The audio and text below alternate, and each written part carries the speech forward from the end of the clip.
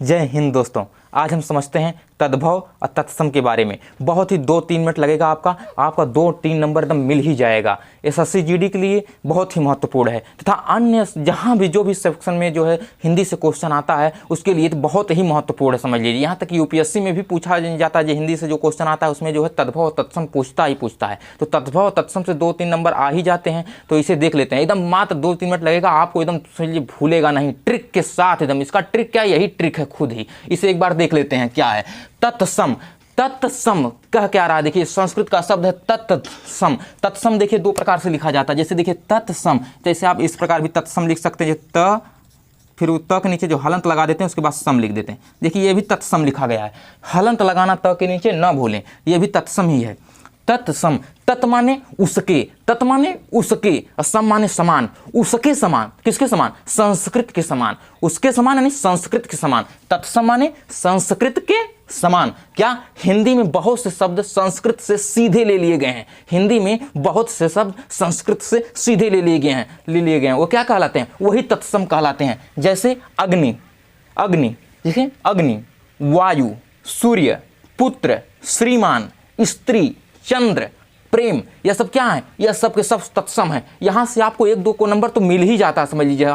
हर प्रतियोगी परीक्षा में यहाँ से क्वेश्चन पूछता है जो है। जब भी आप जैसे हिंदी का जिसमें सेक्शन आया होगा, हिंदी में जहाँ सभी पेपर में यदि आता होगा, हिंदी से सब्जेक्ट से आएगा क्वेश्चन, तो यहाँ से अवश्य रूप से क्वेश्चन आएगा तद्भव तत्सम से। उसके बाद देख लीजिए तद्भव क्या होता है। तत्सम आपके समझ में आएगा। तत्सम माने उसके समान, किसके समान? संस्कृत के समान। जो संस्कृत से सीधे हिंदी में ले लिए गए हों शब्द, वही तत्सम कहलाते हैं। तथा तद्भव, तद्भव ऐसे इसमें भी निकाल लेते हैं। तद्भव, द के नीचे बिंदी हलंत लगाना ना भूलें। तद्भव, तद धन भव यानी उससे होना। तद माने उससे, अभव माने होना, यानी उससे जो वितरित रूप बना हो, जो उसका दूसरा रूप बना हो, संस्कृत का जो हिंदी में परिवर्तन हो गया हो, उससे होना। क्या? संस्कृत शब्दों से बने हुए शब्द, माने संस्कृत से ही बने हुए शब्द। ऐसे शब्द जिनका जन्म संस्कृत से हुआ है, ऐसे शब्द जिनका जन्म संस्कृत से हुआ है, परंतु आज उनका स्वरूप बदल गया है।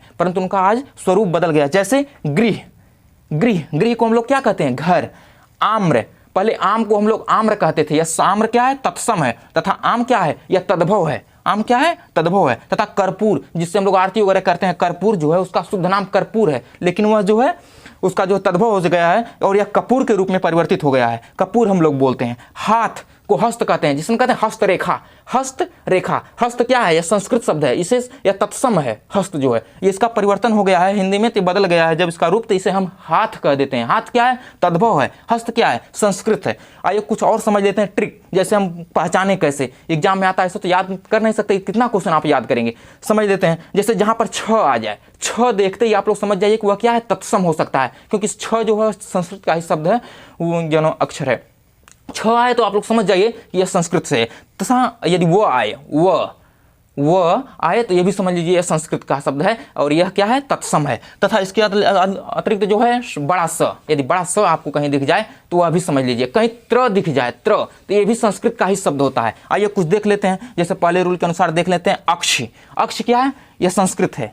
अक्ष क्या है? संस्कृत। यह क्या होगा? तत्सम होगा। तथा आंख, यह क्या है? आंख जो है यह तद्भव है। क्षेत्र, देखिए यहाँ पर छ लगा है ना, और छ यहाँ पर भी लगा है। अक्ष, अक्ष में आंख, क्षेत्र में खेत, यानी खेत को पहले संस्कृत में हम लोग क्या कहते थे? क्षेत्र कहते थे। अब इसका रूप परिवर्तित हो गया है तो इसे क्या कहते हैं? खेत कह देते हैं। तो दक्षिण, दक्षिण का अर्थ तो दाहिना। दक्षिण क्या है? तत्सम है। और दाहिना क्या है? तद्भव है।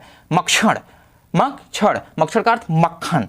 अक्षत, अक्षत जो फूलमाला लेकर अक्षत लेते हैं हाथ में ना, अक्षत जो क्या है? तत्सम है। तथा ये अक्षत, ये अक्षत है, ये अक्षत है, ठीक ना? तत्सम। दूसरा रूप देख लेते हैं व का, जैसे वणिक, वणिक लिखा है ना, और ये वणिक का जो है देखें तत्भव करें तो क्या होगा? बनिया, वणिक का बनिया। और वर्षा, देखिए वह है यहाँ पर ना, वह क्या है? तत्सम है। वर्षा क्या है? तत्सम है। तथा इसका क्या हो जाएगा हिंदी में? बरसात। तद्भव क्या होगा? बरसात हो जाएगा। वर यात्रा, वर यात्रा, पहले हम लोग जो बारात जाते थे उसे क्या कहते थे? वर यात्रा कहते थे। यह क्या है? तत्सम है। तथा इसका जो है तद्भव क्या होगा? बारात होगा। वानर, ये संस्कृत में क्या होगा? बंदर को बानर कहा जाता है, लेकिन इसका परिवर्तित रूप जो है तद्भव क्या है? वह बंदर हो गया है। वधू, वधू, पहले बहू को क्या कहा जाता था? वधू कहा जाता है। संस्कृत में आदमी कहा जाता है, वर वधू। तो ये जब संस्कृत तत्सम रूप जो है वधू है, तथा परिवर्तित रूप जो है तद्भव बहु है। जैसे द्विवेदी, द्विवेदी, पहले वह लगा है, देखिए यहाँ पर वह लगा, यह द्विवेदी है। था इसका परिवर्तित रूप दुबे। कुछ एक बार और देख लेते हैं थोड़ा सा बड़ा वाला स, जैसे श्यामल, श्यामल का हिंस तद्भव क्या होगा, श्यामला। और स्वसुर, पहले ससुर को हम लोग स्वसुर कहते थे, संस्कृत में जो है स्वसुर कहा जाता था, लेकिन अब जो है परिवर्तित रूप जो तद्भव है उसमें हम इसको ससुर कहते हैं। तथा दर्शन, देख लिया यहाँ पर बड़ा स है, दर्शन, यह संस्कृत शब्द है, इसे तत्सम कहते हैं तथा इसका परिवर्तित रूप तद्भव जो है वह दर्शन हो गया है। रात्रि, यहाँ पे त्र आए, आप तुरंत समझ जाइए त्र आया है मतलब यह क्या है, तत्सम रूप है। इसे देख लीजिए, रात्रि, रात्रि को रात कहा जाता है, रात क्या है, तद्भव है, रात्रि क्या है, तत्सम है। राजपुत्र, राजपुत्र, इसमें देखिए त्र लगा है ना, तो यह तत्सम हो गया। राजपूत, यहाँ पर त है, यह तद्भव हो गया है। आई होप आप लोग तत्सम और तद्भव के बारे में समझे होंगे। मिलते हैं नेक्स्ट वीडियो में, तब तक के लिए धन्यवाद।